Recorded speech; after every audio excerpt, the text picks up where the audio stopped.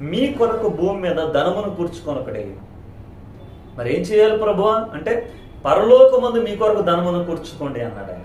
పరలోకంలో ధనమును కూర్చుకోవాలి. ఎలాగ ప్రభువా అంటే, ఇదిగో ఆకలితో ఉన్నటువంటి వారికి ఆహారం పెట్టారు, వస్త్రము లేని వారికి మీరు వస్త్రాన్ని ఇచ్చారు, వాడు రోగి అయి ఉన్నప్పుడు మీరు చూడడానికి వెళ్ళారు, అతడికి ఏదైనా ఇబ్బందుల్లో ఉంటే, ఇదిగో విధవరాండ్రులు ఇబ్బందుల్లో ఉంటే వారిని పరామర్శించమని చెప్పారు. ఇవన్నీ కూడా పరలోక రాజ్యంలో ధనమును దాచుకునేటువంటి, నశించిపోతున్న ఆత్మల కొరకు మనం చేస్తున్నటువంటి ఒక రూపాయి ఖర్చు, అది పరలోక రాజ్యంలో మన పేరున అకౌంట్లో జమ అవుతూ ఉన్నది.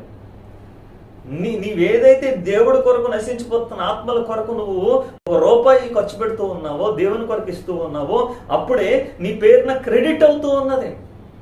హెవెన్లీ గవర్నమెంట్, హెవెన్లీ బ్యాంక్లో, పరలోకపు బ్యాంకులో నీ పక్షముగా నీకు అకౌంట్ ఓపెన్ చేయబడి ఉన్నది. నువ్వు ఎప్పుడైతే యేసుక్రీస్తునందు బాప్తిసం పొందావో, యేసుక్రీస్తునందు రక్షించబడ్డావో,